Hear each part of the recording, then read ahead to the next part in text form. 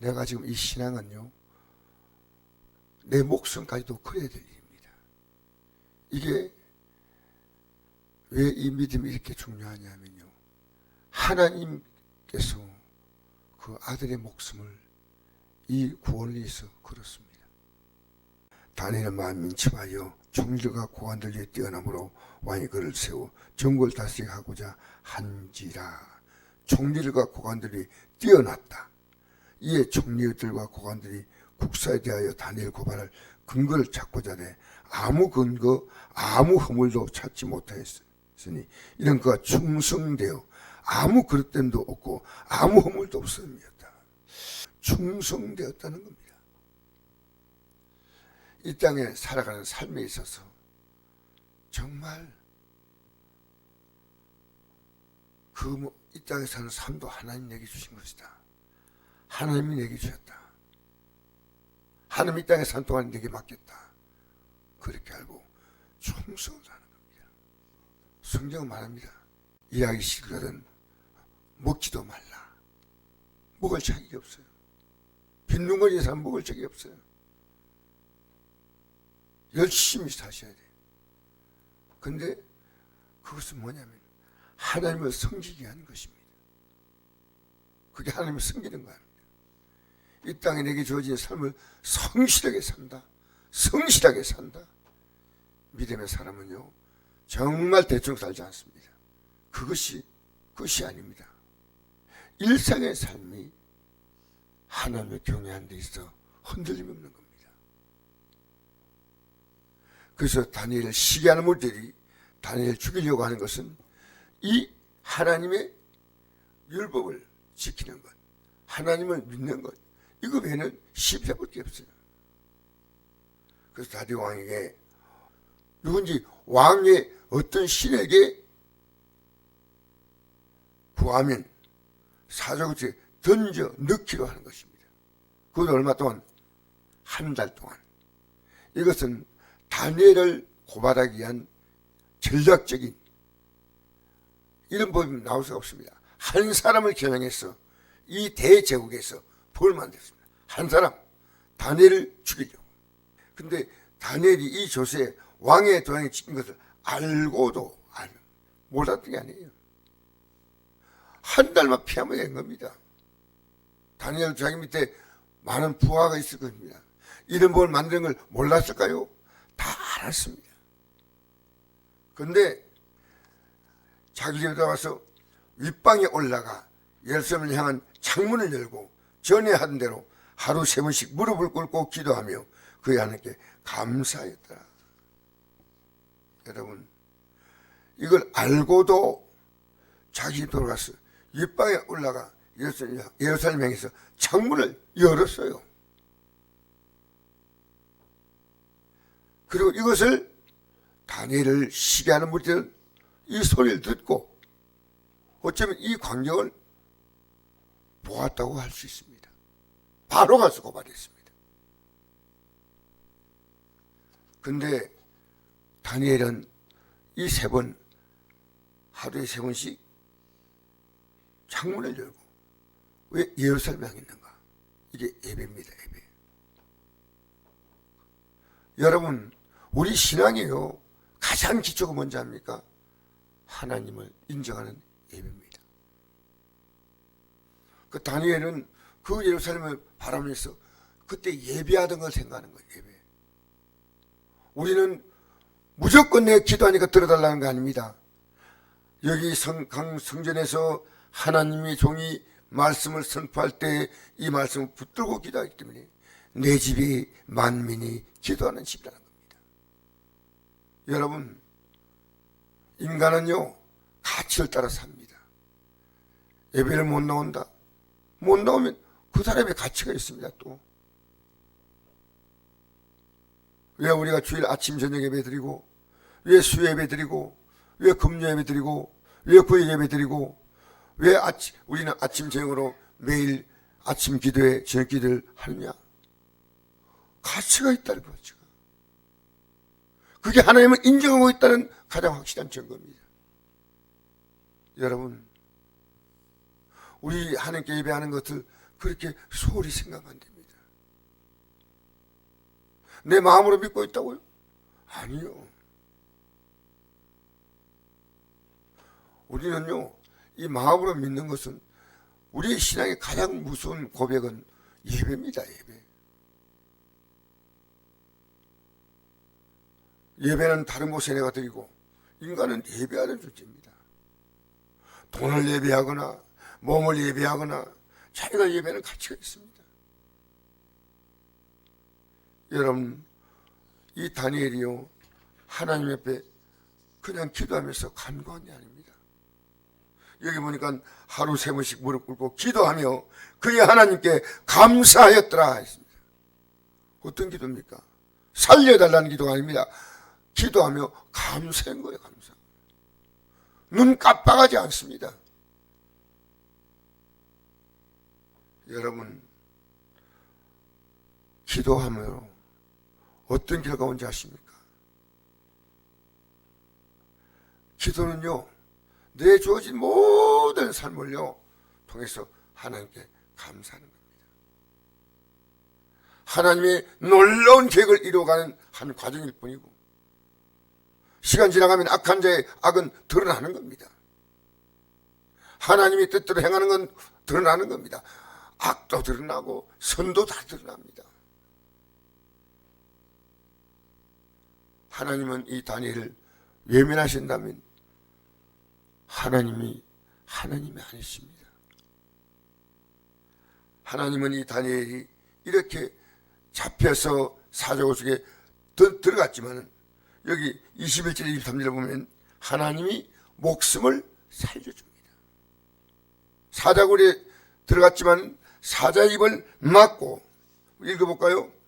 다니엘이 사자굴에 들어가자 왕이, 이 다니엘이라는 인물이 너무나 악하고 귀한 인물이에요. 왕에게 꼭 필요한 인물이에요. 왕이 다니엘을 귀하게 여긴 것은 하나님 생기면 아니에요. 하나님이 생겼다면 왜 도망치겠습니까? 국사를 돌보는 데 있어서 이런 신화가 없는 거예요. 이건 이 신화를 이루는 것은 대단한 손해입니다. 그래서 왕이 새벽에 급히 사자굴 속에 갔다. 19절에 그렇게 기록되어 있습니다. 20절 22절 읽어볼까요? 시작. 다니엘이 든 굴에 가까이 이르러서 슬피 소리질러 다니엘에게 묻되, 살아계신 하나님의 종 다니엘아, 내가 항상 섬기는 내 하나님이 사자들에게서 능히 너를 구원하셨나 하니라. 다니엘이 왕에게 아뢰되, 왕이여 원하건대 왕은 만수무강하옵소서. 나의 하나님 이미 그의 천사를 보내어 사자의 입을 봉하였으므로 사자들이 나를 상의하지 못하여 사오니 이런 나의 무지함이 그 앞에 명백함이오며 또 왕이여 나는 왕에게도 해를 끼치 아니하였나이다 하니라. 23절 보십시오. 읽어봅시다. 시작. 왕이 심히 기뻐서 명하여 다니엘을 불에 올리라 하며 그들이 다니엘을 불에서 올린즉 그의 몸이 조금도 상하지 아니하였으니 이는 그가 자기 하나님을 믿음이었더라. 믿음이 이 다니엘을 지켜줬다는 겁니다. 그것이 아닙니다. 다니엘을 괴롭게 한 무리들 바로 하나님은 통쾌하게 이기게 하십니다. 24절 읽겠습니다. 시작. 왕이 말하여 다니엘을 참수한 사람들을 끌어오게 하고 그들을 그들의 처자와 함께 사자굴에 던져넣게 하였더니 그들이 불바닥에 닿기도 전에 사자들이 곧 그들을 움켜서 그 뼈가지도 부서뜨렸더라. 하나님이 이기게 하시는 겁니다. 다니엘이 보복한 게 아니에요. 하나님이 심판하신 겁니다. 그의 끝이 아닙니다. 왕이 이 다니엘의 행위를 통해서 하나님의 뜻을, 하나님을 믿으라고 복음을 전하는 겁니다. 25절 27절 시작. 이에 다리오 왕이 온 땅에 있는 모든 백성과 나라들과 언어가 다른 모든 사람들에게 조서를 내리되, 원하건대 너희에게 큰 평강이 있을지어다. 내가 이제 조서를 내리노라. 내 나라 가나안 아래에 있는 사람들은 다 다니엘의 하나님 옆에 떨며 두려워할지니 그는 살아계신 하나님이시요 영원히 변하지 않으실 이시며 그의 나라는 멸망하지 아니할 것이요 그의 권세는 무한할 것이며 그는 구원도 하시며 건져내기도 하시며 하늘에서든지 땅에서든지 이적과 기사를 행하시는 이로써 다니엘을 구원하여 사자의 입에서 벗어나게 했으며 하였더라. 여러분, 우리의 믿음을요, 불신자가 보고 하나님이 살아계시는구나. 여러분, 우리 초라하게 믿으면 안 돼요. 예배 모든 삶의 가치를 그려야 됩니다. 예배. 나는 우리가 예수 믿는 데 있어 일주일에 한 번 나오는 가치라면 일주일에 한 번 나오라고 합니다. 우리 가치는 그렇지 않습니다. 이 하나님 믿는 것보다 더 큰 가치가 있나요? 여러분, 이 결과가 뭡니까? 하나님은 그들에게 평안한 삶을 보장하신다는 겁니다. 우리 28절 읽어볼까요? 시작.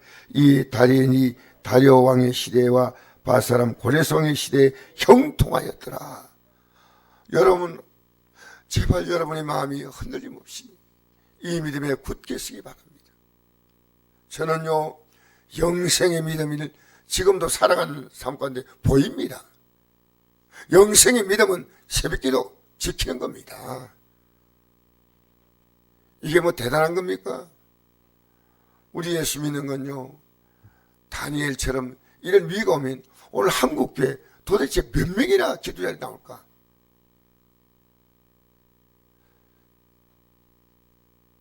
예수님께서 분명히 말씀했습니다. 나를 따라오거든 날마다 나 자기를 부인하고 자기 십자가 지라 했습니다. 자기를 부인하지 못하면 못 나옵니다. 어떻게 따라갑니까? 뭐 자기 목숨을 잃는 자는 얻을 것이요 얻는 자는 잃을 것이라고 했습니다. 여러분, 예수님께 나가겠다. 예수님께 나가 부자 청년이 물었습니다. 어떻게 영생 얻겠습니까? 그때 부자 청년에게 율법 지키라. 다 지켰습니다. 아직도 한 가지 부족한 게 있다. 뭐가 부족합니까? 내 소유를 다 팔아 가난한 자에게 주고 나를 따르라. 그러면 하늘에서 보화가 내게 있으리라. 이 사람이 재물이 많은 거로 그냥 포기해버린 거예요. 이 사람이 포기한 겁니다. 여러분, 우리의 미래가 있습니까? 확실한 미래가 있습니까? 너무 감사합니다. 확실한 미래가 있습니까? 예배가 살아있는 겁니다.